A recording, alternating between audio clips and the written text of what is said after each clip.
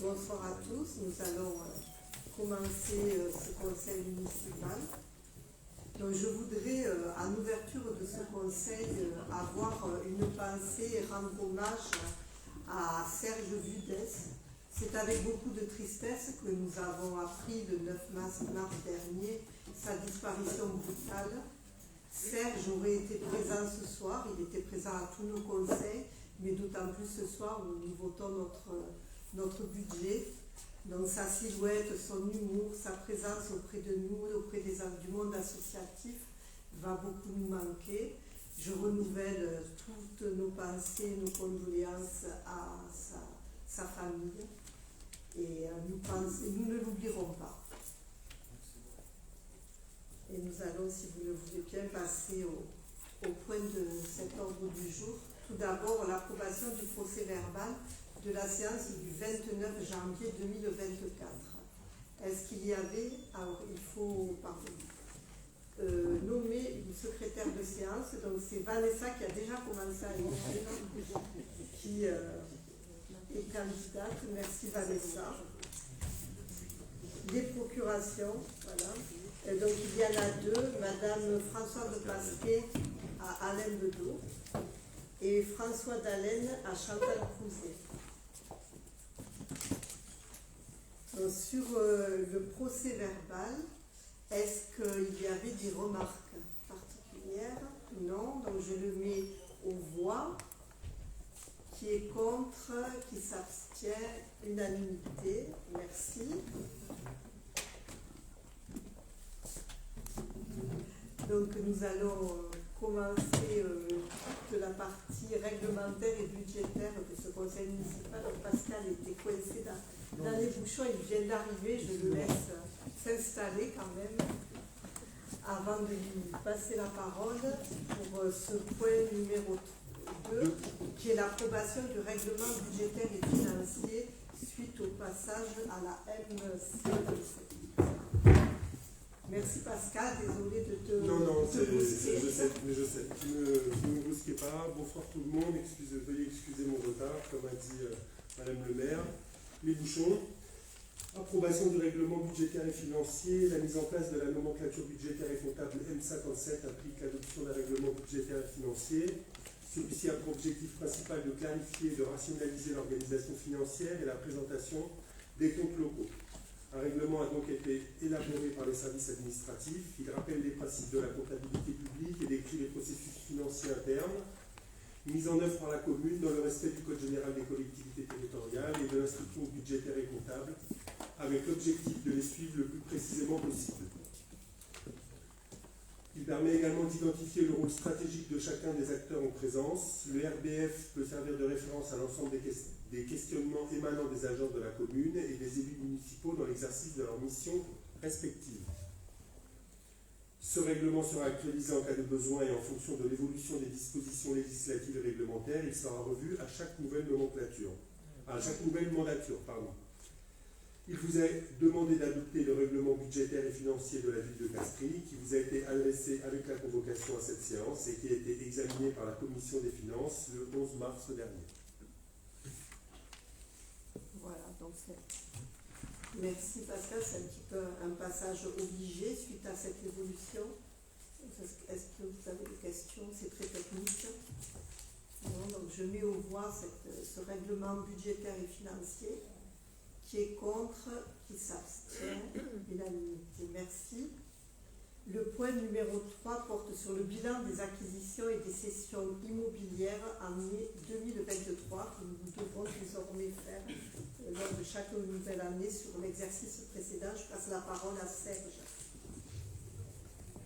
Le conseil municipal doit délibérer chaque année sur le bilan des acquisitions et des cessions immobilières.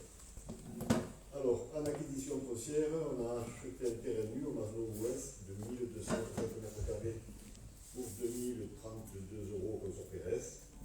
Et en cession foncière, au village, un terrain nu à K59+66, c'était pour les lavandières, 60 m² pour 6 870 €. Au lieu dit des pins, à monsieur et madame Costa, 261 m² pour 17 748 €, c'est du côté de Villedomagne. l'avenue de la Royale, c'était un morceau de terrain nu qui était sur les anciens terrains de Fortunato. Il y en a pour 919 mètres carrés. Ça a été vendu au prix où il avait acheté notre terrain à 235 082 euros. Et rue Sainte-Catherine, 1610 mètres carrés à ACM pour 273 369 euros. C'est les terrains qui ont été vendus, les anciens bâtiments de l'Office du tourisme et de la police municipale. Voilà.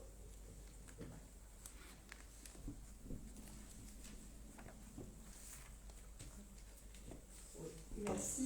Donc les 900 mètres carrés à la zone étaient derrière la propriété de M. Fortunato sur une partie communale, mais c'était une partie qui était urbanisable, que nous avons vendue aux acquéreurs de la propriété Fortunato. Donc je mets aux voix ce bilan qui est déjà réalisé, bien sûr. Donc qui est contre, qui s'abstient, unanimité, merci. Et donc nous allons passer à l'examen du compte administratif et du compte de gestion 2023. Et je repasse la parole à Pascal. Merci beaucoup. Les grands chiffres compte administratif, donc les recettes moins les dépenses du budget 2023. Alors, l'exécution des dépenses réelles du budget. En investissement, on avait prévu 3 176 920. Nous avons réalisé 3 160 217 avec un taux de réalisation au-dessus des 99%. Sur le fonctionnement, il a été prévu 6 415 800. Il a été réalisé 6 186 208. Donc, pareil, avec un taux de réalisation très élevé de 96,42%. Pour un total de dépenses prévues en investissement et en fonctionnement de 9 592 720 et en réalisé 9 346 425 euros, donc un taux de réalisation de 97,43 euros. Donc des taux de réalisation, encore une fois, très élevés. On fait la même chose pour les recettes.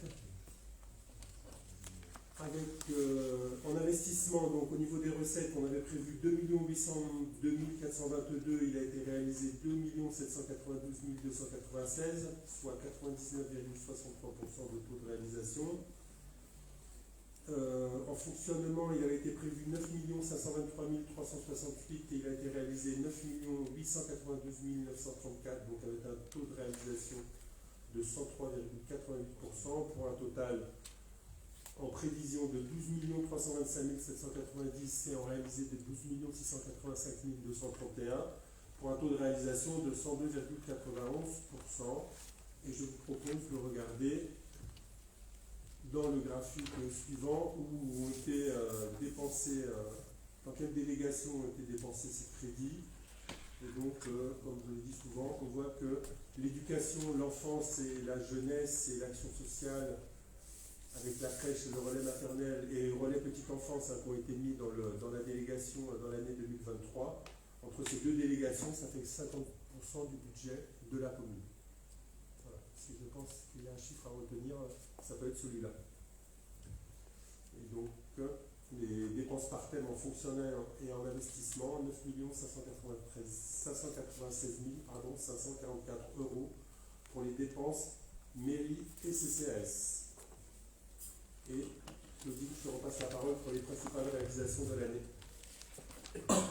Oui, merci. Donc, je vais dire quelques mots rapides sur les réalisations 2023, sur les différentes délégations d'Action sociale et petite enfance. Vous avez les montants qui s'affichent en fonctionnement et en investissement. Je précise qu'à chaque fois, le personnel est réparti dans ces montants. Il y a les actions, mais il y a aussi, parce que c'est analytique, il y a aussi les agents qui sont dans ces sommes. Donc, il y a eu l'épicerie sociale sur une année complète, de la prévention, la maison France Service qui a un fonctionnement très important, qui reçoit plusieurs milliers de personnes à l'année, c'est très très important. Il y a eu des journées portes ouvertes. renforcement des actions seniors, notamment avec le café des seniors, la création d'une salle de rangement à la crèche qui était demandée depuis pas mal de temps, la poursuite des actions du RPE avec en particulier des rencontres interprofessionnelles sur les stéréotypes filles-garçons. C'est une thématique que nous investissons tant dans la petite enfance que dans les écoles, et une journée municipale de petite enfance dans la Guesse qui a eu beaucoup de succès. Sur le cadre de vie et le développement durable, et bien ensuite il y a eu aussi la partie référent de quartier qui font remonter à Alain Bedeau des besoins et des souhaits. Donc il y a eu, ce sont les services municipaux qui l'ont réalisé, l'aménagement d'une rampe entre le parc de la Calade et le quartier du Moulin à Vent, la pose de rack à vélo à divers endroits du village, cheminement au bois de la Guesse, le cheminement qui fait le lien avec la rue de la Pierre Bleue, la remise en état de mobilier municipal qui était abîmé, à changer, des corbeilles, des toutounettes, des boîtes à livres, des panneaux d'affichage supplémentaires, un entretien renforcé des 2 cimetières et des aides aux façades qui rencontrent un grand succès dans le centre du village. Vous avez également les sommes qui s'affichent. Sur le sport et la vie associative, eh bien, il y a eu des travaux importants à la halle des sports et la rénovation de la salle de danse, la création d'une salle supplémentaire, toujours à la halle des sports, qui sert aux associations, l'achat d'une auto-laveuse pour l'entretien et le versement des subventions aux associations de 21 460 €, alors en sachant que plusieurs associations n'avaient pas demandé de subvention, donc nous avions diminué notre participation, et ces subventions s'entendent hors ce que l'on verse au comité des fêtes. Les travaux, le patrimoine et l'urbanisme, donc il y a eu des remises en état des fontaines et du parc du château, que nous inaugurerons fin mai, la restauration du mobilier du château, le hangar des services techniques qui a été construit pour agrandir le stockage, puisque nous avons vendu le bâtiment devant pour le centre médical. Les travaux sur le PL de UI qui se poursuivent entre l'urbanisme, les élus et la métropole, entretien et maintenance des bâtiments et des parcs communaux par les services techniques. La culture et l'animation, bien sûr l'organisation de diverses manifestations culturelles, le soutien important à l'école de musique qui est municipale, l'organisation de 3 marchés exceptionnels, le marché du 8 mai, cette année le 11 novembre, le marché de Noël, des actions de jumelage avec vol piano et un soutien important pour l'organisation de la fête votive, puisqu'il y a la subvention de 25 000 € que nous versons au comité des fêtes, mais au-delà, il y a toute la partie technique avec les services, mais aussi la sécurité que nous payons, les actions de pause amicaux avec la Croix-Rouge, et voilà, tout ce soutien qui vient permettre à tous les castriotes et aux gens des alentours, aux touristes, de s'amuser pendant 6 jours à Castries. Éducation en face jeunesse, donc des matériels et véhicules pour la restauration scolaire, l'augmentation du nombre de repas confectionnés qui atteint plus de 70 000 repas sont préparés par les cuisiniers, l'équipe de la mairie, et avec une qualité que nous apprécions, qui est très appréciée par les familles et surtout les enfants qui mangent les repas, qui apprécient. L'ouverture de 6 semaines supplémentaires d'accueil de loisirs durant les vacances scolaires qui viennent compléter l'offre de Fonds d'Espierre, la poursuite des actions du club ado et la mise en place d'un nouveau conseil municipal des jeunes très actif avec plein de projets. Voilà pour les thématiques 2023 et les réalisations. Et je repasse la parole à Pascal.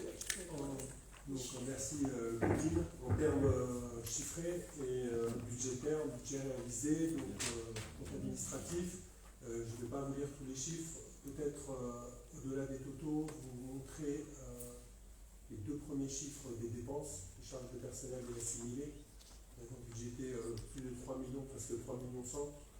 La réalisation de 3,04025, c'est-à-dire plus de 98% de ce qui avait été budgété. Donc on est très proche de la réalité dans le budget.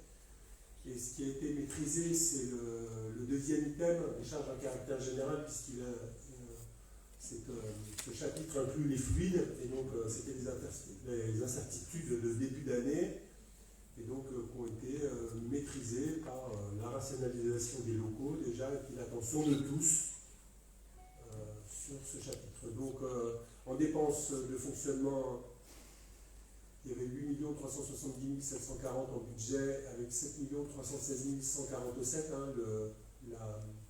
Le delta, ce sont des opérations d'ordre, donc notamment les valeurs comptables immobilisées cédées. En recettes, nous avions budgété 9 900 740 et il a été réalisé 8 158 346. Là aussi, pareil, le delta en opération réelle, on est à peu près à 98%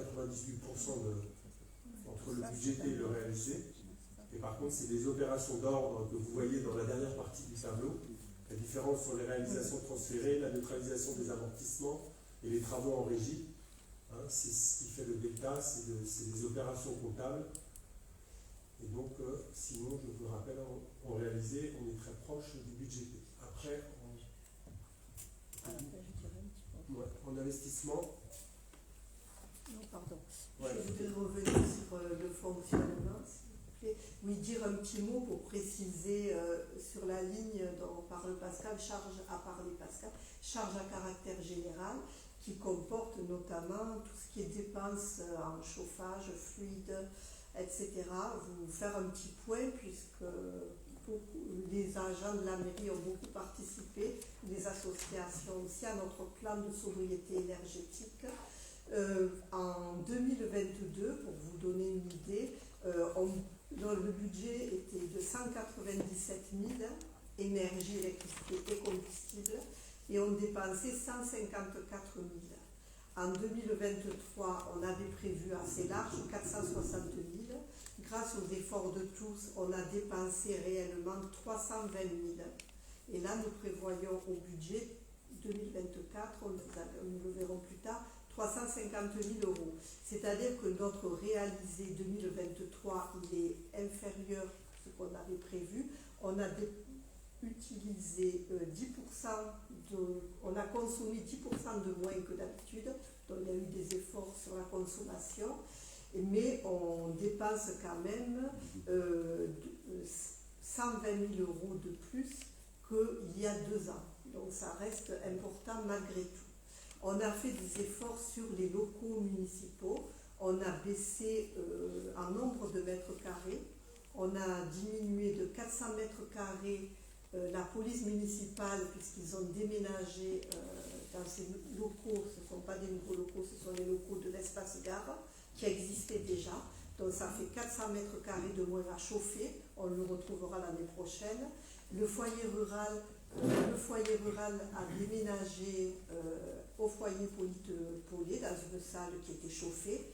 Et le club de moto, qui avait également une salle, s'est regroupé avec le cyclo-club. Donc je remercie ces associations. Ça nous permet d'économiser le chauffage et les fluides sur 150 mètres carrés. Et nous allons voir si nous pouvons faire 2 logements sociaux peut-être à cet endroit-là. Et le dojo, il y avait une salle qui avait été à peu près restaurée, mais elle reste mal isolée. Donc on ne s'en sert plus pour des activités, mais pour du stockage de matériel. Ça nous supprime 50 mètres carrés de chauffage, ce qui fait au total 600 mètres carrés de moins à chauffer pour la commune qui viennent en déduction de nos charges. Voilà, c'est ce que je voulais préciser. Merci Pascal. Sur l'investissement, donc là il est important de voir la notion de ce qu'on appelle RR, reste à réaliser, des sommes engagées non mandatées encore. Donc vous donnez les grands chiffres. Dans le budget 2023, on avait prévu 3 176 920, il a été réalisé, donc CA, le compte administratif 2023, 2 624 941. Et donc là, nous avons 535 276 de reste à réaliser. Et donc on a toujours des opérations d'ordre aussi, notamment là, la plus ou moins value sur les terrains et toujours la neutralisation des amortissements et des travaux en régie. En recettes, donc on avait budgété 2 802 422 et avec un compte administratif à 1 786 744 et donc des restes à réaliser qui s'élèvent à 806 463. Donc les grands chiffres avec les opérations réelles plus les opérations d'ordre, dans le budget 2023, nous étions à 3 578 498 avec un compte administratif à 3 015 472 et 546 316 de reste à réaliser. Pour ce qui est des recettes, opération réelle plus opération d'ordre, 4 248 498 avec un compte administratif à 2 929 849 avec 817 503 de reste à réaliser sur les recettes en investissement. Oui, juste sur les restes à réaliser, essentiellement, cela concerne le château, des subventions à rentrer, les dernières factures à payer, phytorestauration, du mobilier, et la police municipale pour la construction du garage. Donc oui, merci Claudine, on va le voir après sur la prochaine diapo. Ah d'accord. Voilà, donc vous avez le détail qu'on vient de voir, donc oui, les bâtiments, les équipements. On va voir, oui, le château, Claudine, et donc les différentes subventions, qu'elles soient de l'État, de la région, du département, de la métropole ou de l'emprunt. Les résultats d'investissement, moins 85 622,90, l'excédent de fonctionnement 842 199,26, pour un résultat d'exercice à 756 576,36. Le report d'excédent d'investissement de fin 2022 s'élevait à 199 089,55. Le report d'excédent de fonctionnement de fin 2022 à 2 111 952,59. On le verra, ces chiffres sont peut-être, pas peut-être, on les verra expliqués dans le budget 2024. Donc ça fait un excédent d'investissement en fin 2023 de 113 466,65 qui vont directement alimenter la section d'investissement du budget 2024, avec un excédent de fonctionnement fin 2023 à 2 954 151,85 pour un résultat final qui s'élève à 3 067 618,50.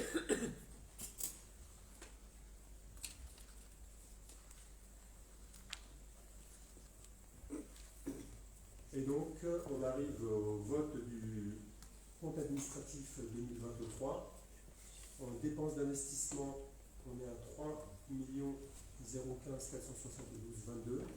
En dépenses de fonctionnement, à 7 316 147,38. Pour un total de 10 331 619,60. Au niveau des recettes d'investissement, on est à 2 929 849,32. Et en fonctionnement, à 8 158 346,64 pour un total de 11 088 195,96. Je passe la présidence à Alain Dedeau pour le vote du compte administratif. Merci Madame la maire. Donc, avant de passer au vote, s'il y a des questions, je vous laisse la parole.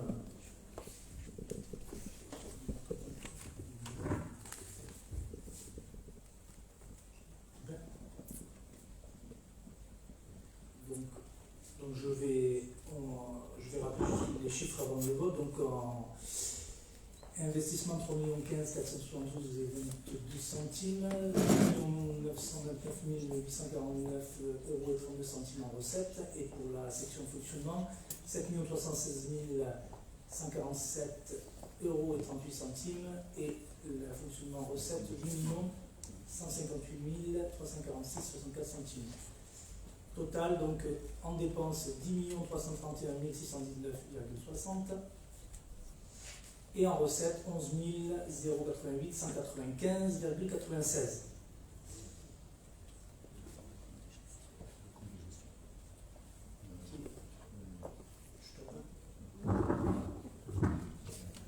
Merci Alain. Nous allons d'abord voter le compte de gestion auquel je peux participer. Voilà, donc les écritures du compte de gestion, les écritures du compte de gestion du budget de la commune sont conformes à celles du compte administratif. Donc, qui est contre? Qui s'abstient? Unanimité, merci. Et je repasse la parole à Alain. Merci. Donc, pas de questions. Donc, nous allons procéder au vote du compte administratif 2023. Je prends ceci.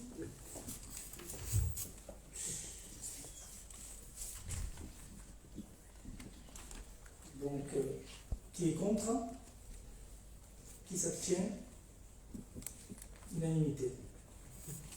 Je demande à Mme le maire de revenir.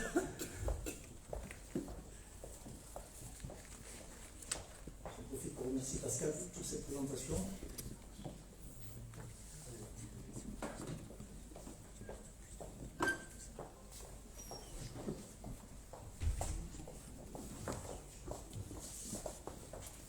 Avant de redonner la présidence à Mme le maire, je l'informe que le compte administratif de la commune 2023 est adopté à l'unanimité.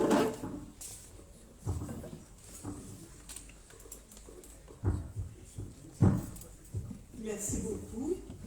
Je voudrais remercier, j'en profite en ce moment de ce vote du compte administratif pour remercier Pascal, l'adjoint aux finances, mais bien sûr également le DGS, Jérôme Benoît, tous les services, notamment Corinne, Florence, qui travaillent sur ce budget d'arrache-pied et qui nous permettent tout au long de l'année de concrétiser nos projets ainsi que le personnel de la mairie. Donc merci à tous pour votre engagement et votre implication dans ces dossiers techniques ô combien importants.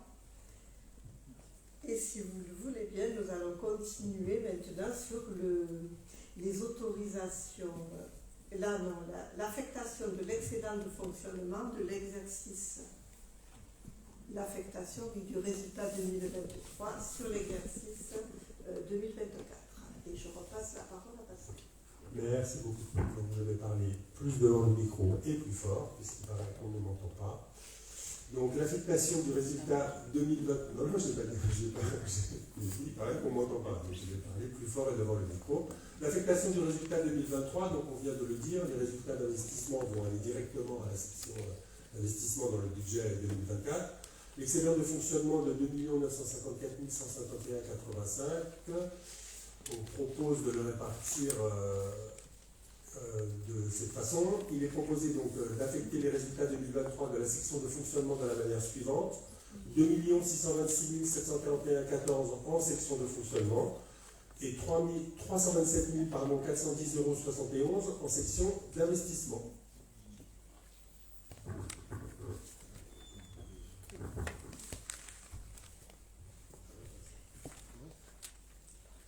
Donc, vous le voyez, notre résultat 2023 est très très honorable.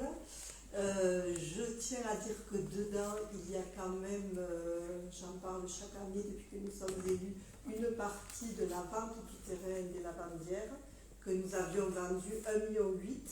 Donc nous nous sommes servis d'une partie de la somme des lavandières, 500 000 € nous avions utilisé en 2022, nous en utiliserons 400 000 € en 2024 et il nous reste 900 000 € en 2025, ce qui va nous permettre de venir contribuer au financement de nos gros projets qui sont la place du Cartel et l'école, la construction d'une nouvelle école, sachant que si nous enlevons ces 900 000 euros au résultat excédentaire, excédent de fonctionnement, il y a quand même plus de 2 millions d'excédents de fonctionnement, donc ce qui est un très bon résultat. Merci. Donc je mets aux voix cette affectation de résultat. Tout le monde est d'accord de procéder de cette manière. Merci. Qui est contre? Qui s'abstient? Unanimité. Alors, le point numéro 6, l'autorisation de programme, crédit de paiement, APCP, clôture de l'APCP pour les travaux de rénovation du château. Dans sa séance du 28 novembre 2017, le conseil municipal avait accepté d'ouvrir une autorisation de programme pour les travaux de rénovation du château. Lors du bilan annuel des autorisations de programme et des crédits de paiement au moment du vote du budget 2023, le conseil municipal a validé une nouvelle répartition des crédits de paiement sans modification du montant de l'autorisation de programme, comme précisé dans le tableau. Donc en fait, les travaux de rénovation du château au montant de l'autorisation de programme, c'était 4 225 546. Et les crédits de paiement dont je vous parlais là, en prévisionnel en 2023, c'est 29 588,76 euros. Donc les travaux de rénovation du château étant achevés au 31 décembre 2023, il convient de procéder à la clôture de cette APCP, autorisation de programme, crédit de paiement. Les crédits de paiement pour 2023 se sont élevés à 22 650,05 euros, soit un coût total pour cette opération de 4 218 607,29.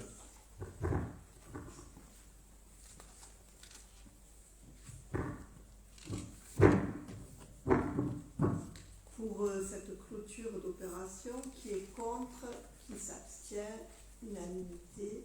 Merci. Et nous allons maintenant aborder réellement le budget primitif 2024. Donc tout d'abord, rappeler nos axes pour une gestion qui se veut saine et maîtrisée. Alors toujours au regard du contexte et des contraintes budgétaires, la commune axe sa stratégie financière autour de 6 grands points.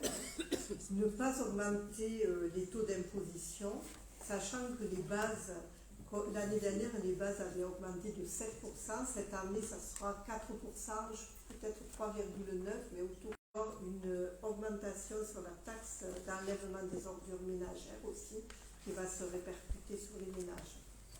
Donc la mairie ne va pas en rajouter et n'augmente pas les impôts. Maîtriser au maximum les charges à caractère général pour diminuer le chapitre 011, toujours avec certaines incertitudes sur les fluides. Il devrait baisser légèrement, mais tant qu'on n'a pas vu les factures, on est quand même sur nos gardes. Mais enfin, l'idée, c'est toujours essayer de maîtriser notre consommation, comme nous l'avons fait au cours de l'année 2023. Aucun recrutement supplémentaire et une organisation rationnelle des fiches de poste suite à des départs à la retraite et à venir en 2024. Par exemple, 2 gardiennes sont parties à la retraite. Sur les 2, nous n'en recrutons, il n'y a qu'un remplacement qui sera assuré. Ensuite, nous revoyons les fiches de poste pour que le travail soit assuré autrement. Le maintien, bien sûr, des services à la population. Et nos 2 grands projets du mandat qui vont démarrer cette année avec une concentration de nos investissements, c'est la place du Cartel ainsi que la réorganisation, la rénovation et l'extension de l'école du Chapercher de la Guesse. Nous ne comptons pas faire d'emprunt au cours de l'année 2024 puisque l'argent que nous transférons, notamment des lavandières, va nous permettre de financer le début des travaux sur la place du Cartel et pour l'école. Nous emprunterons sur l'année 2025.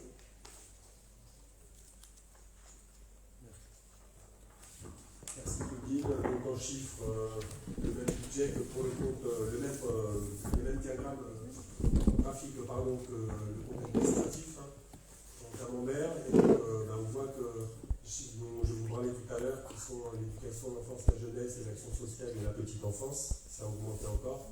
Ça, c'est donc les crédits alloués au projet de la rénovation et la réorganisation de l'école du Chat-Perché de la Guesse.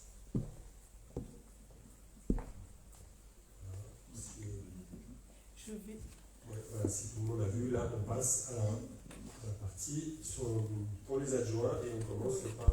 Je vais passer la parole à chaque adjoint en fonction des thématiques. Donc tout d'abord à Marisol sur l'éducation et la jeunesse.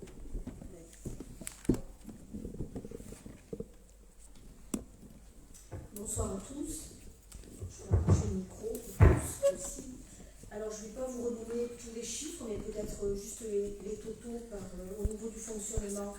Au niveau de l'école du Chat-Perché de la Guesse, ça représente donc 533 459 euros. Sur l'école Pagnol, 479 480. Sur la restauration scolaire,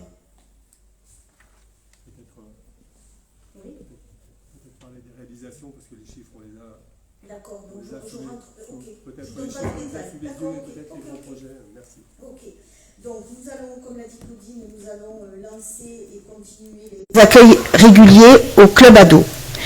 Nous continuerons également les investissements au niveau de la restauration scolaire et le maintien des actions de qualité pour garder les labellisations, la poursuite des projets du CMJ et l'organisation des grandes animations de la vie locale, le carnaval, la journée sportive et Halloween. Voilà les grandes lignes du budget éducation, enfance et jeunesse. D'accord, merci beaucoup. Tout ça pour un total de 1 831 889 sur le fonctionnement de la commune, 626 539 sur le fonctionnement du CCAS, ça sur le fonctionnement, hein, et donc 1 099 496 l'investissement commune et CCAS. Merci. Donc là, c'est Serge qui prend la parole sur cette. Oui, je vais commencer, ensuite je laisserai sur le patrimoine à Robert. Donc il y a un achat de matériel au service technique. On s'est gardé une somme d'argent pour des travaux dans les bâtiments communaux.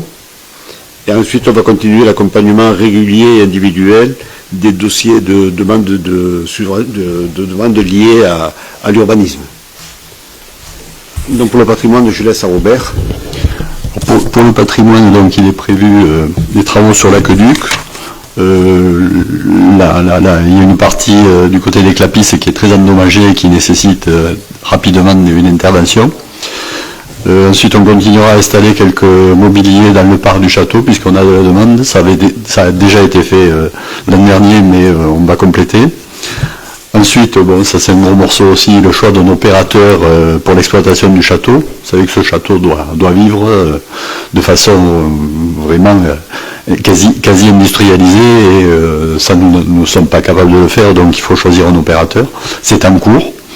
Et enfin, il faudra définir un programme de travaux dans le cadre du prochain CPER, contrat plan État-région, en tenant compte à la fois des exigences de l'opérateur, il en aura très certainement, mais également en tenant compte des nécessités.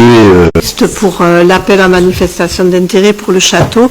Donc cet appel à manifestation d'intérêt a été placé sur la plateforme marché public de la métropole depuis le 5 mars et durant un mois, donc ça s'achève.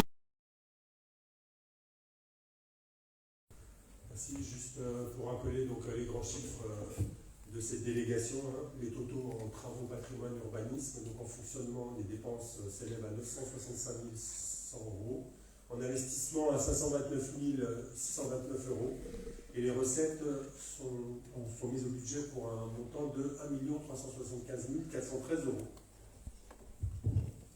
Merci. Je passe la parole à Sylvia sur la culture. Alors, Les actions avec Vol-Piano dans le cadre du jumelage. Merci. Juste pour l'œuvre d'art de la commande publique, préciser que 60% de la dépense sera prise en charge par l'État. Nous avons aussi des sponsors afin que la commune ne prenne en charge qu'un minimum, mais un projet qui a eu un grand succès, plus de 100 candidats se sont manifestés auprès de la mairie. Il y a un jury présidé par Sylviane avec des professionnels, avec d'autres élus, avec le CAE, avec la DRAC, qui choisit. Voilà, ça se fait de manière très très formelle. Merci. Et donc, en fait, en termes de chiffres, donc, ça se traduit par, pour l'école de musique, le marché, les manifestations culturelles, la fête fautive et le jumelage, qui sont les grands dossiers de ces délégations. Nous sommes en dépenses à 446 150 € et en recettes à 117 000 €. Merci. Et je passe la parole à Chantal sur les solidarités. Merci, bonsoir à tout le monde. Donc, sur ce budget pré-midi 2024, nous allons poursuivre notre accompagnement au quotidien des personnes en situation de fragilité par le fonctionnement de l'épicerie sociale qui sera en année pleine, avec le lancement des cabarets de l'épicerie et des petits déjeuners en partenariat avec le service culture, un lancement du projet Ripar Café. Nous allons poursuivre l'action du référent unique d'insertion sur les dossiers RSA. Nous poursuivons également l'ensemble des activités régulières du centre socio-culturel avec cette année la réécriture du projet social. Nous relançons le CNSPD qui est le Conseil local de sécurité et de prévention de la délinquance. Nous poursuivons les actions famille avec la création du café des parents. Nous poursuivons les actions seniors, donc avec information, lutte contre l'isolement, cantine senior, café senior, action physique adaptée, atelier mémoire, sortie. Nous mettons en place des actions de médiation numérique avec le jeu d'accueil multimédia.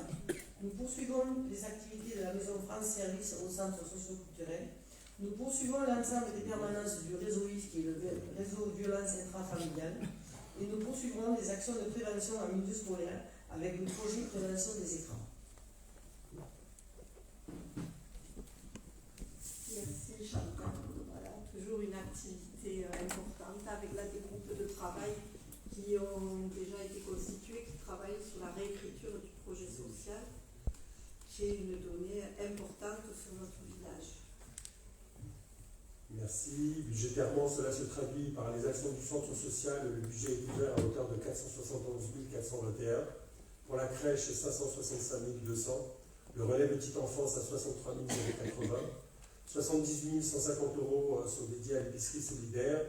Et pour les aides sociales, aides légales et le RSA, le budget est ouvert à hauteur de 79 160 €. Merci. Je passe la parole à Alain sur le cadre de vie. Donc dans les grandes lignes pour la partie cadre de vie, il y a évidemment le lancement des travaux de la place du cartel. En parallèle, autour du bus tram, la création de cheminement doux et sécurisé et puis cyclable pour l'accès au bus tram. L'augmentation de notre participation aux attributions de compensation vers la métropole pour augmenter nos travaux de voirie. La poursuite importante des aides aux façades qui ont été très sollicitées cette année et qui continuent à l'être pour l'année prochaine. Le choix et accompagnement du porteur du projet agroécologique. Les travaux d'aménagement dans les quartiers avec les référents. Le projet de préservation de l'environnement avec l'achat de terrain angarique en particulier, donc, qui continue depuis quelques années.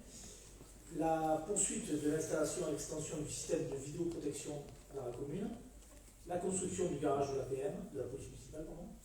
Et Chantal en parlait, la relance du CSPD, puisqu'il y a un volet sécurité, un volet prévention. Voilà, sur les grandes lignes du cadre de vie. Merci. Au niveau de l'investissement cadre de vie, nous sommes à 857 499 et au niveau de l'investissement en police municipale, sécurité et prévention à 252 206. Oui, alors bien sûr, les budgets éducation et cadre de vie ont fortement augmenté, puisque comme vous le disiez, dans l'éducation, il y a l'école, et dans le cadre de vie, il y a la place du cartel, où cette année, il y a une enveloppe de 758 000 €.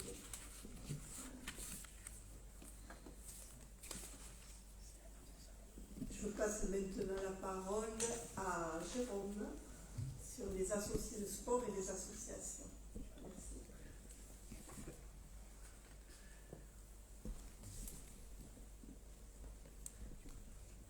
Alors en ce qui concerne le sport, l'association, le sport comme un vecteur d'éducation, d'inclusion et de bien-être physique et aussi psychique. La dernière étude montre que les adolescents notamment ont beaucoup plus de problèmes psychologiques lorsqu'ils ne pratiquent pas de sport et qu'ils pratiquent à la place trop de tablettes. On va essayer aussi de continuer à favoriser le vivre ensemble avec nos actions du CSM, le soutien à la vie, aux associations en général et aux pratiques sportives, bien sûr, en particulier. Pour cela, nous allons, dans un premier temps, installer certainement pour la rentrée de septembre un système de clés badgées qui nous permettra d'avoir accès à nos salles et sans avoir à demander, à solliciter du personnel municipal, et ce qui nous permettra d'avoir un peu plus de sécurité en ce qui concerne les ouvertures et les fermetures de ces salles.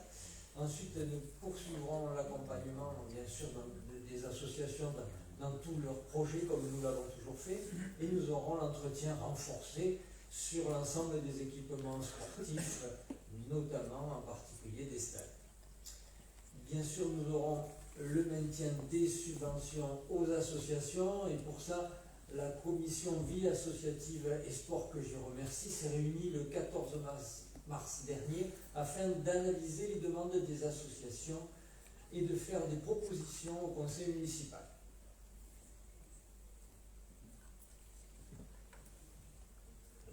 Merci Jérôme. Donc cumuler soutien à la vie sportive et soutien à la vie associative, en charge à caractère général, en subvention, en salaire et en investissement. Pour le soutien à la vie sportive, le montant s'élève dans le budget à 216 050 et le soutien à la vie associative à 256 115 pour un montant global de 472 165 euros.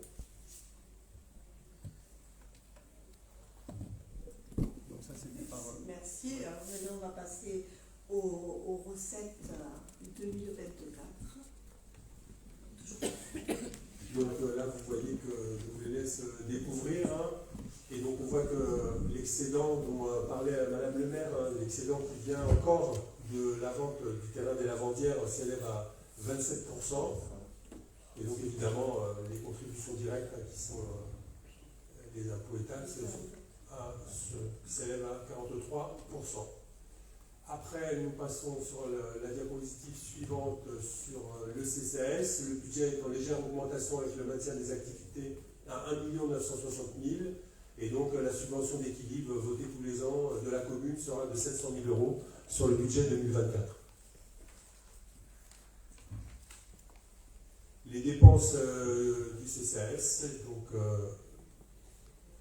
l'épicerie solidaire, vous voyez, 76 000 euros, le centre socio-culturel municipal, 502 000 euros, éducation, enfance et jeunesse, 622 000, la RAM, les relais des assistantes, le relais des assistances maternelles à 63 000 euros, la crèche à 617 000 euros et les aides sociales à 80 000 euros. Les recettes, l'État à 64 750 euros, le département à 29 096 euros, la subvention d'équilibre dont je viens de vous parler, 700 000 euros, les autres communes, 19 960 euros, les usagers, 372 000 euros, remboursement sur rémunération, 7 500 euros, et la CAF, un partenaire privilégié, 621 600 euros. Et donc, peut-être, Claudine, je te laisse dire un mot sur les taux d'imposition ou sur les recettes. Oui, alors sur les taux d'imposition, nous en parlions tout à l'heure. Je vous disais que nous ne toucherions pas au taux de la commune de Castries. Donc vous voyez les taux affichés qui sont les mêmes en 2023 et 2024. 46,99 pour le foncier bâti communal total, le foncier non bâti 78,69 et la taxe d'habitation qui est très résiduelle puisqu'elle est maintenant appliquée uniquement pour les résidences secondaires 15,37. Nous voterons ces taux tout à l'heure. Nous repassons au budget et au vote du budget primitif. Alors, peu d'augmentation sur les deux premières lignes, fait, qu'on doit toujours maîtriser. On en a parlé, j'en ai parlé, et Claudine en a reparlé aussi en début. Donc, je vais vous donner juste les totaux des opérations réelles. Donc, dans la section de fonctionnement, en dépenses, en opérations réelles, le budget s'élève à 6 439 000 euros. Les opérations d'ordre, le total, c'est 1 286 000 euros pour un total de 7 725 000 euros en dépenses de fonctionnement. Les recettes, on vient de le voir dans les camemberts, là, donc en opération réelle, c'est 9 739 298. Et les opérations d'ordre s'élèvent à 159 702 pour un total de 9 890 000 euros. Donc, vous avez vu qu'on va voter un budget en section de fonctionnement en déséquilibre avec un excédent de recettes. Dans la section d'investissement, les dépenses s'élèvent à 3 670 000 et donc les recettes aussi. Là, sur la section investissement, nous sommes à l'équilibre. Et donc, les autorisations de programme et les crédits de paiement, je ne vais pas revenir sur ceux du château, dont on a parlé tout à l'heure. Mais par contre, nous ouvrons une nouvelle autorisation de programme, puisque autorisation de programme, c'est ce qu'on va dépenser sur des opérations pluriannuelles. Et donc là, la prochaine, c'est l'école du Chat-Archi de la Guesse. L'autorisation de programme totale s'élève à 4 236 000. Les crédits de paiement pour 2024, c'est 1 050 000, 3 millions pour 2025 et 186 000 pour 2026. Hein. On voit que voilà, les travaux vont commencer. On espère dépenser le plus possible sur ce 1 050 000 en 2024. Ça montrerait que les travaux avancent bien. Et donc le gros des travaux, ça se fera avant la rentrée en septembre 2025.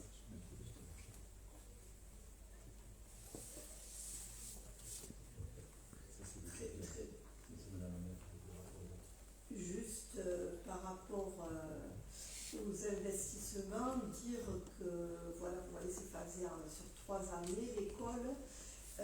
Nous espérons avoir les montants de subventions les plus importants. Personnellement, je suis assez inquiète sur le contexte économique et les annonces de Bruno Le Maire à l'heure actuelle. Et je crains, et je ne suis pas la seule, loin de là, que l'année 2024 et plutôt 2025 soit très compliquée pour les collectivités locales, qu'il y ait des ponctions. Et bon, maintenant, il va falloir réaliser nos projets. Donc, on espère que tant l'État, la région, le département, nos partenaires, les historiques nous aideront pour nos projets. Pour la place du cartel, c'est un peu différent, ça va être phasé aussi, mais c'est la métropole qui est maître d'ouvrage. Donc c'est à partir d'argent que nous versons dans la métropole que les travaux de la place seront menés. Voilà, donc ce qui s'appelle nos versements habituels, et nous allons ajouter des crédits qu'on appelle des fonds de concours pour mener les travaux de la place et de la voirie tout autour de la place. Donc maintenant, nous allons passer au vote des taux d'imposition. Tout d'abord, alors foncier bâti 46,99, foncier non bâti 78,69, et taxe d'habitation pour les résidences secondaires 15,37. Taux stable depuis plusieurs années. Donc, qui est contre? Qui s'abstient? Unanimité, merci. Et nous allons maintenant passer au vote du budget primitif. Et je voudrais savoir s'il y a des remarques, des questions. Oui, Robert, tu souhaites prendre la parole? Oui, je prends la parole au nom du groupe majoritaire.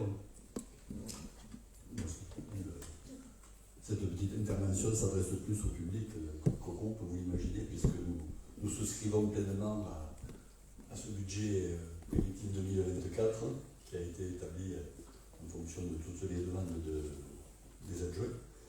Je tiens à féliciter particulièrement les services pour les résultats du budget 2024, pour la réalisation du budget 2024. plus de marge d'erreur quasiment, c'est extraordinaire.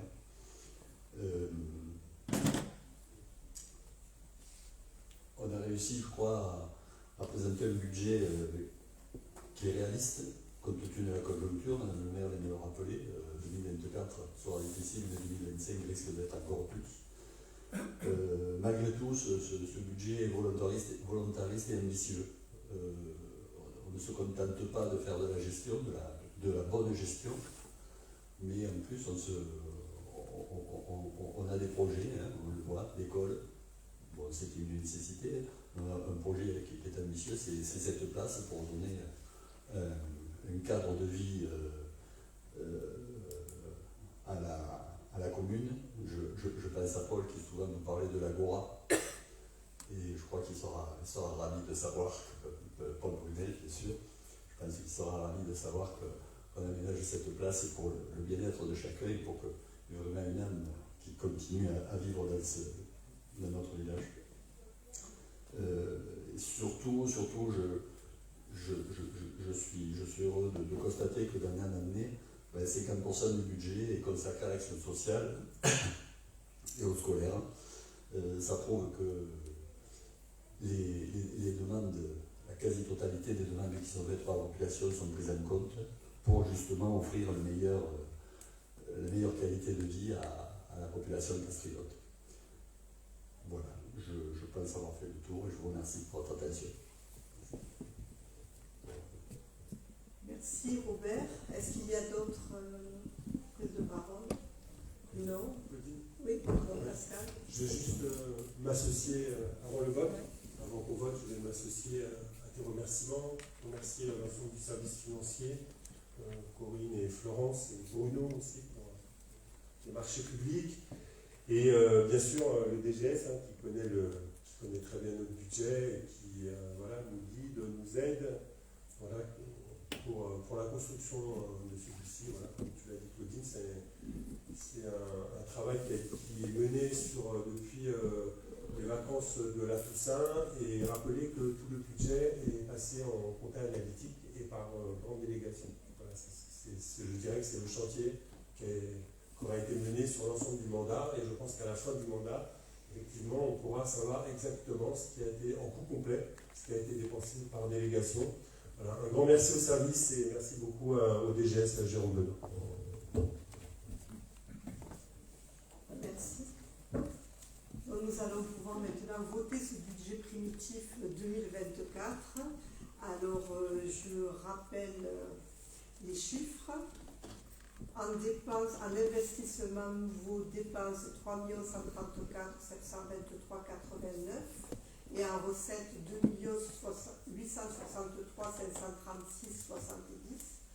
RAR 2023 en dépenses 535 276,11 en dépenses et en recettes 806 463,30 avec un investissement total donc, de 3 670 000 en dépenses et 3 millions en équilibre évidemment en recettes.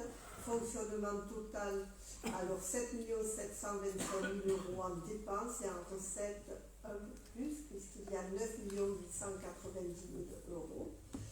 Un total donc, de dépenses de 11 395 000 euros et des recettes à hauteur de 13 560 000 euros.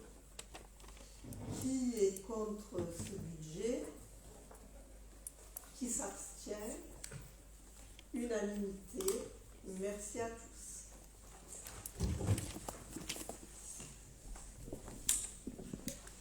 Je vais maintenant donner la parole à Marisol, puisque nous avons un point avec des délibérations spécifiques, deux délibérations, l'une en lien avec les écoles et la deuxième en lien avec les subventions aux associations. Donc, tout d'abord, Marisol, sur les écoles. Alors, les subventions aux écoles publiques de la commune, donc ces subventions sont versées par la commune aux coopératives scolaires et des écoles élémentaires et maternelles qui les utilisent pour mener à bien des projets spécifiques ou pour acheter du matériel particulier. Il est proposé d'octroyer aux écoles publiques 10 € par enfant en maternelle et 14 € par enfant en élémentaire. Ainsi, le montant de la subvention prévisionnelle basée sur les effectifs déclarés en novembre 2023 soit 211 enfants en maternelle et 328 enfants en élémentaire, sera de 2 110 € pour l'école maternelle et de 4 592 € pour l'école élémentaire, soit un total de 6 702 €. C'est la même somme par enfant que l'an dernier. Le versement de ces subventions s'effectue en 2 fois. Un acompte de 50% de la somme due à chaque école sera versé au mois de juin et le solde au mois de novembre en fonction des effectifs constatés après examen par la commission et dans la limite des crédits budgétaires. Merci. Alors pour ces subventions aux écoles, est-ce qu'il y a des questions? Non. Qui est contre? Qui s'abstient? Unanimité, merci. Et je passe la parole à Jérôme sur les subventions aux associations. Merci Madame le maire. Alors à la commission vie associative et sport vous propose, après étude des dossiers, les subventions aux associations suivantes. Et passer en commission. Passer en commission. Passer en commission. Oui, c'est passé en commission, pardon.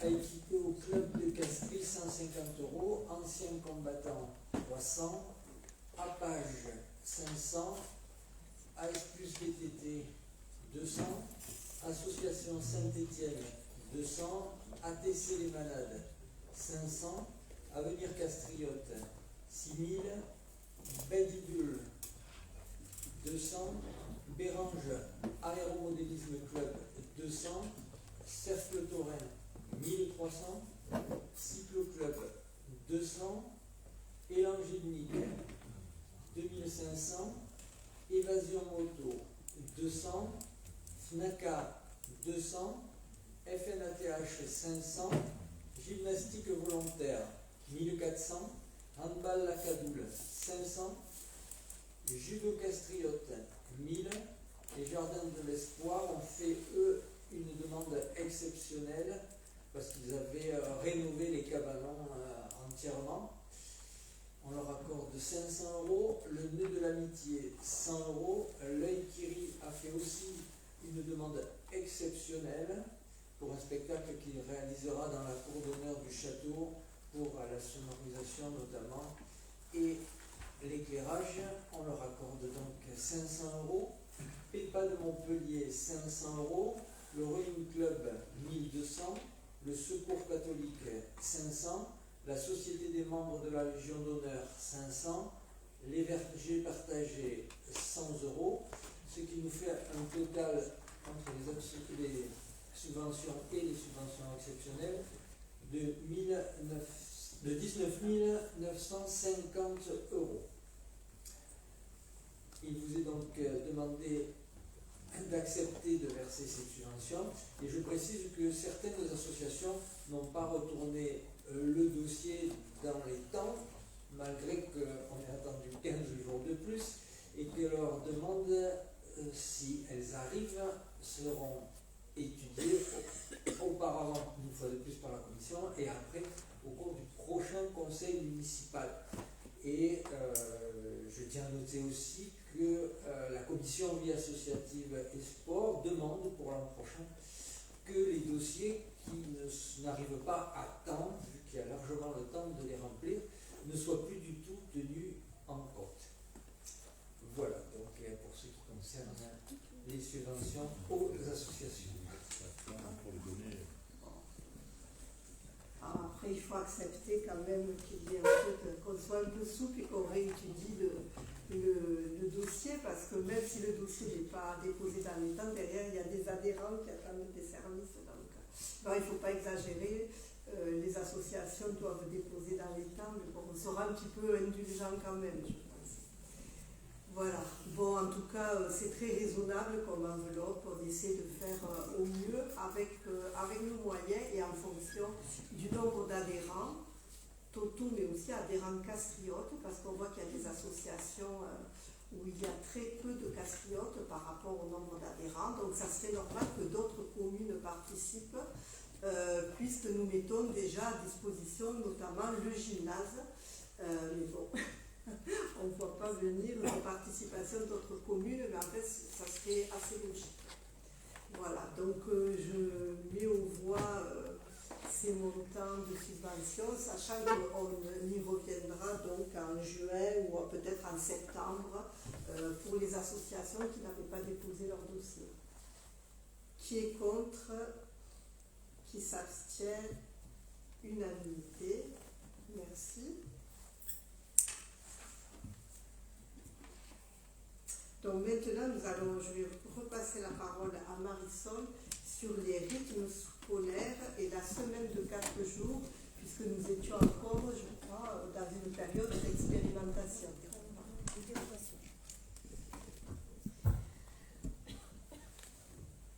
Alors, conformément au décret 2017-1108 du 27 juin 2017, le directeur académique des services de l'éducation nationale, le DAZEN, agissant par délégation du recteur d'académie, peut, sur proposition conjointe d'une commune et d'un ou plusieurs conseils d'école, autoriser des dérogations à la semaine scolaire de 4 jours et demi. En 2020, les 2 conseils d'école avaient voté à l'unanimité pour le maintien de la semaine scolaire de 4 jours, instaurée depuis 2018. Et suite à une large consultation auprès des parents d'élèves, le conseil municipal, dans sa séance du 25 mars 2021, avait également émis un avis favorable quant au maintien de la semaine scolaire de 4 jours et avait approuvé pour les 2 écoles de la commune les horaires suivants. École Marcel Pagnol, matin 8h30 midi, après-midi 14h 16h30. École du Chat-Perché de la Guesse, matin 8h45, 11h45, après-midi 13h45, 16h45. Le DAZEN avait alors pris la décision de maintenir la semaine de 4 jours pour les écoles de la commune, mais cette décision ne pouvait porter sur une durée supérieure à 3 ans. Cette période est arrivée à échéance et la décision peut être renouvelée après un nouvel examen en respectant la même procédure. Les parents d'élèves se sont exprimés le mois dernier et ont choisi dans une très large majorité le maintien de la semaine scolaire de 4 jours. Les 7 et 12 mars dernier, les conseils d'école du Chat-Perché de la Guesse et de Marcel Pagnol ont respectivement voté à l'unanimité le maintien de la semaine scolaire de 4 jours. En conséquence, il vous est proposé d'émettre un avis favorable quant au maintien de la semaine scolaire de 4 jours. Le conseil municipal doit en outre approuver les horaires actuellement en vigueur dans les 2 écoles tels que précisés ci-dessus. Merci. Donc, à la large majorité, maintien de la semaine de 4 jours, comme dans beaucoup d'endroits ailleurs en France, c'est ce qui se fait en général. Qui est contre ce maintien de cette validation de semaine de 4 jours? Qui s'abstient? Donc, à l'unanimité, nous poursuivons l'organisation actuelle qui convient tout à fait tant aux enseignants qu'aux familles. Merci. Donc, le point numéro 10, c'est Serge, acquisition de parcelles. Merci.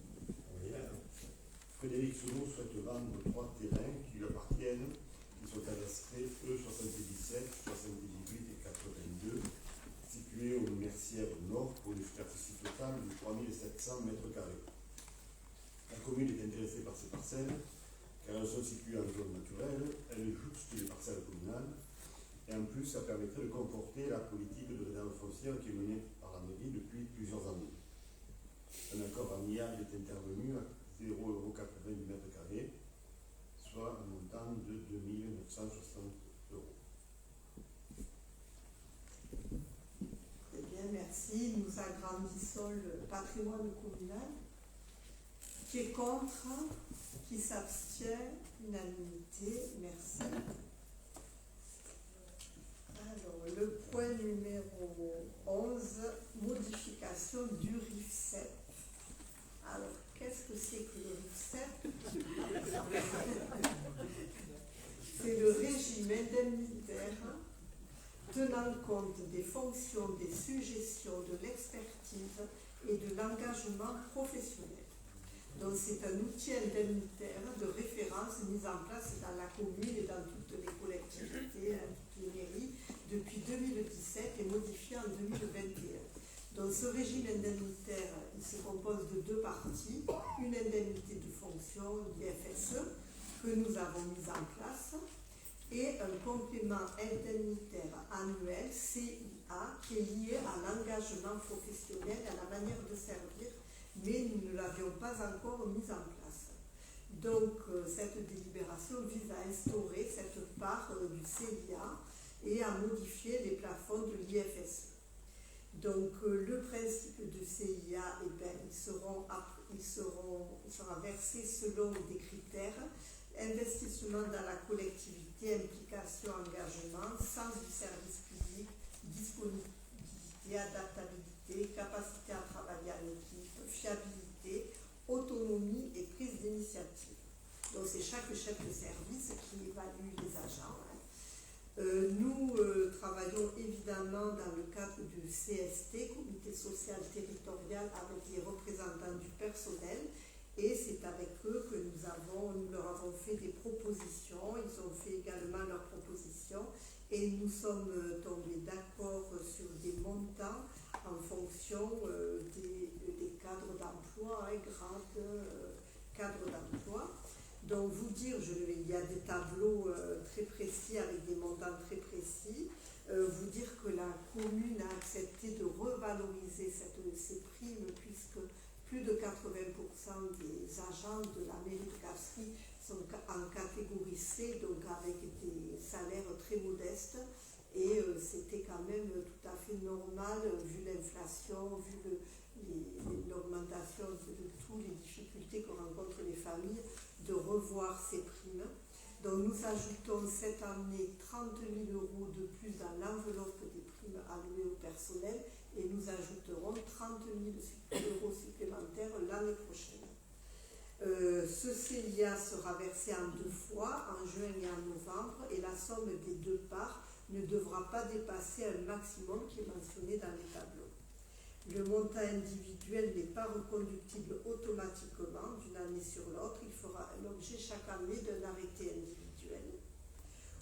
Cette délibération donc annule les dispositions précédentes, et pour les agents, il convient d'augmenter le montant de la prime annuelle et de la passer à 1 400 € maximum par an, avec une part fixe de 400 € versés en juin et une part variable de 1 000 € versés en novembre. Il y aura un maximum quand même jusqu'à 2 000 €. Les agents qui sont les plus impliqués, qui devront remplacer un collègue au cours de l'année, pourront percevoir jusqu'à 2 000 € de prime. Donc, il vous est demandé, ce dossier a été présenté bien sûr au comité social territorial le 21 mars, il a été discuté, il a été voté à l'unanimité, favorablement à l'unanimité, et il vous est demandé maintenant d'instaurer le CIA selon les modalités qui sont exposées dans le rapport et les tableaux très précis, de modifier, comme indiqué dans les tableaux, les plafonds de l'IFSE mis en place en 2021, en précisant que, mis à part la modification de ces montants plafonds, l'ensemble des dispositions relatives à l'IFSE prévues dans cette délibération restent inchangées, de préciser que la délibération en date du 24 juillet 2018 ne s'appliquera qu'aux agents de la filière municipale et aux agents de l'école de musique qui ne sont pas concernés par ces primes-là. Par contre, ces agents auront également une revalorisation de leurs primes à la même hauteur que les autres. Et d'augmenter le montant de la prime annuelle des agents de la police, de la police municipale et des agents de l'école de musique prévue dans la délibération de 2018 et de la passer à 1 400 € maximum par an, avec la part fixe de 400 € versée en juin et la part variable de 1 000 € versée en novembre.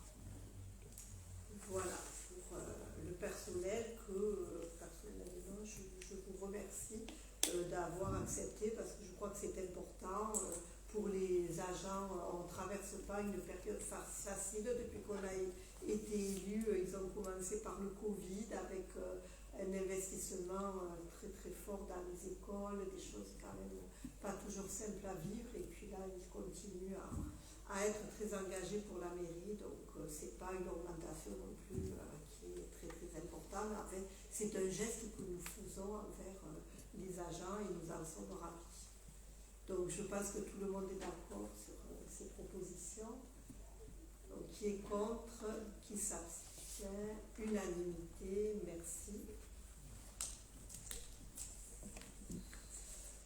Le point suivant concerne le tableau, la modification du tableau des effectifs que nous mettons à jour chaque année suite à des évolutions de carrière. Alors il n'y a pas de recrutement, mais c'est simplement un toilettage de ce tableau des effectifs. Il vous est proposé de créer un poste quand même d'adjoint technique à temps complet, mais sachant que la personne était déjà en poste, mais elle était contractuelle, donc ça ne changera rien en termes budgétaires. Parallèlement, il vous est proposé de supprimer des postes qui sont devenus vacants, 2 postes d'agent de maîtrise principale à temps complet, 2 postes d'adjoint technique principal première classe à temps complet, 2 postes d'adjoint technique principal deuxième classe à temps complet, 3 postes d'adjoint technique principal deuxième classe à temps non complet. Filière sanitaire et sociale, 1 poste d'ASEN principal deuxième classe à temps complet. Filière culturelle, 1 poste d'adjoint d'animation principale première classe à temps complet. Et lors du CST, donc le 21 mars dernier, ce dossier a été soumis à l'approbation du comité social territorial et un avis favorable quant à ces suppressions de postes a été émis à l'unanimité. Donc je vous propose de voter cette modification du tableau des effectifs. Qui est contre? Qui s'abstient? Unanimité. Merci. Alors, dernier point, c'est comme chaque année, le jury d'assises où il nous faut tirer au sort des personnes sur la liste électorale qui pourront eux-mêmes être tirés au sort pour participer à des jurys d'assises au cours de l'année. Donc je vous rappelle qu'il faut que les gens n'aient pas moins de 23 ans et n'aient pas plus de, on avait mis un âge, pas plus de 80 ans. Pas plus de 75 ans, c'est quand même... Il fait quand même difficile d'envoyer des gens à Montpellier, il faut être très disponible de conduire. Donc on tire au sort. Combien 15, on en tire 20 en général, pour en avoir un petit peu plus. 2 ou 3 de plus, 17, on va en tirer 17. Et entre 1 et 5124. 1 et 5124. Donc il faut que les gens soient nés avant, on va le dire déjà. 2001 déjà, au moins. Pas après 2001. Pas après 2001 et pas avant 1950. 49. Allez. Dans les dates de naissance, il faut qu'ils soient nés entre 1950, 1949 et 2001. Voilà. Allez. Et bien on va faire voilà, Jérôme. 147. Alors c'est ce chiffre. 147.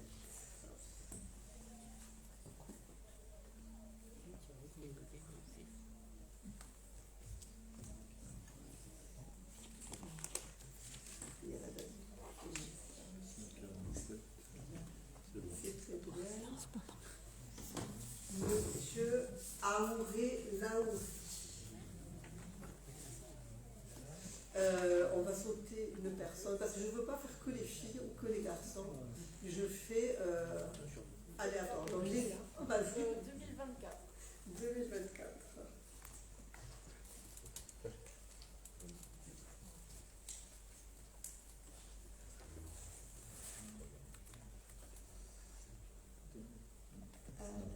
Non. Non, ben. Vas-y. 2025. 2025. Non plus. 4 pays. Celui 26.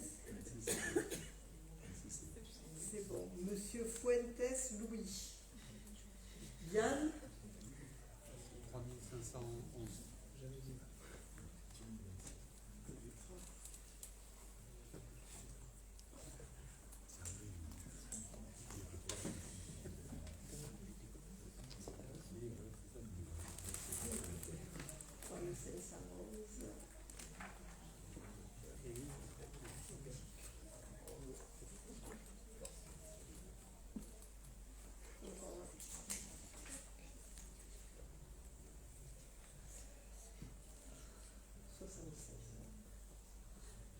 Monsieur Mounier Sylvain.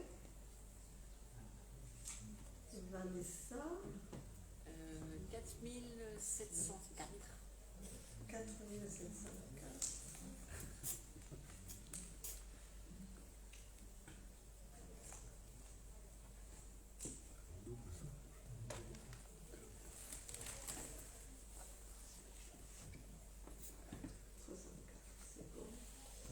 Madame Tascon Niaranda Marie-Josée. Sylviane. 1986.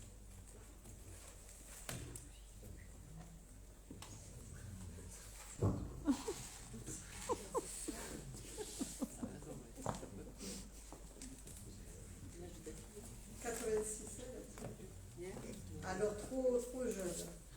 Pas de beaucoup, mais un peu trop jeune. 87 euros. Oui. Franco Sergio. Pascal. 437.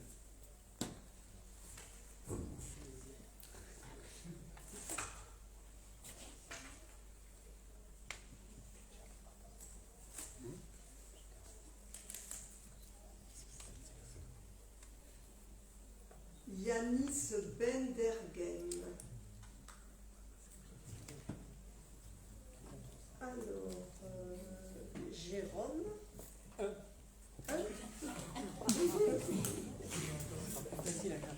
C'est une centenaire, ça.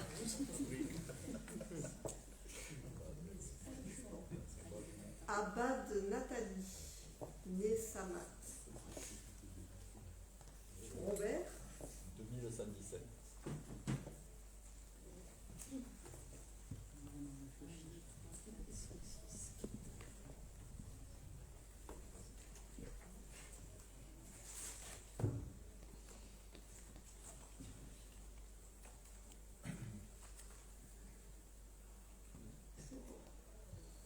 Florian Garnero.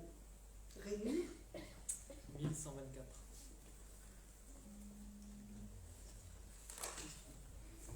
C'est pas moi.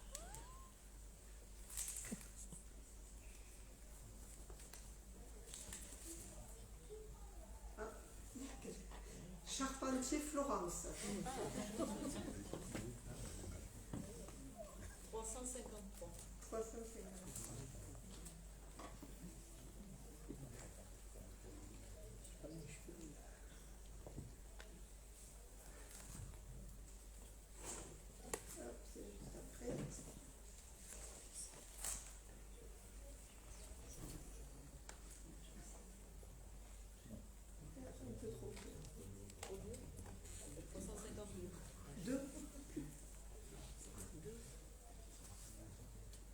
Fabienne Bastide Nessegui. 82. 82.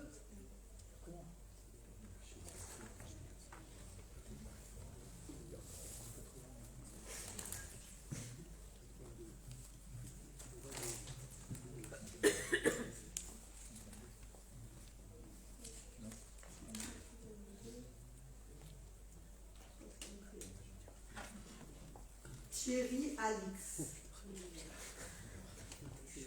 Thierry. Le numéro 6.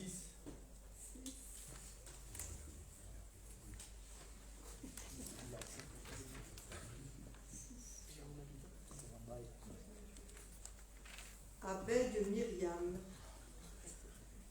On en a combien?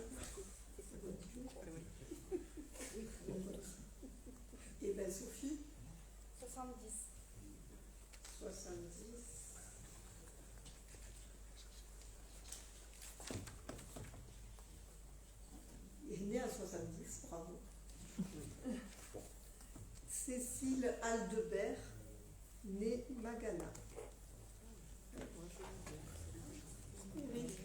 Sam. Sam.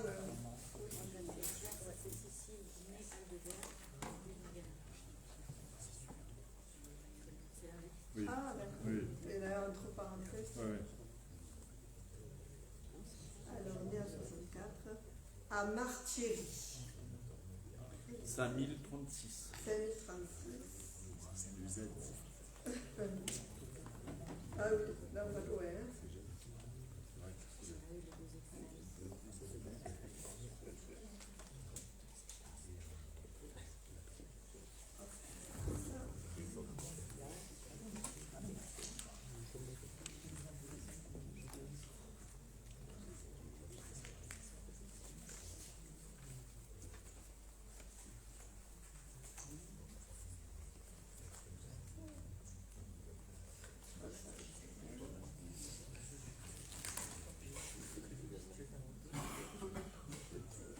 Gabriel Zapata.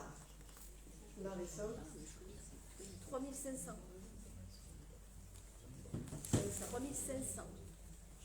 Tout rond. Oui, non, c'est là. Oui, je parle. Il y a un 90. Alison Watt. Chantal. 9. 9.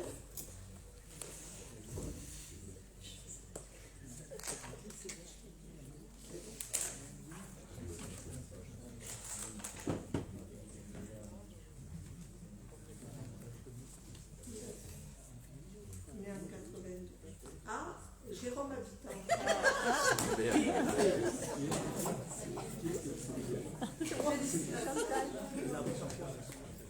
Voilà, on va, merci, on va arrêter.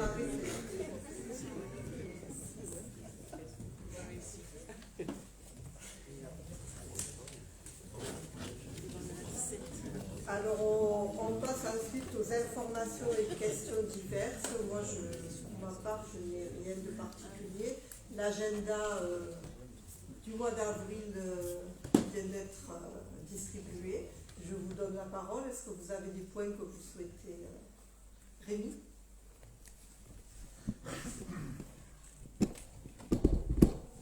Oui, alors, comme vous savez, on est accompagné par l'ALEC, l'Agence locale de l'énergie et du climat, qui suit les consommations énergétiques et en eau de la commune. Et la commune donc, a été labellisée commune économe en eau des années précédentes. Et le comité d'agrément pour l'année 2023 s'est réuni le 22 mars et la commune a reçu le label commune économe en eau sans réserve. Donc, je vais rapidement balayer ce que cette attribution de label signifie.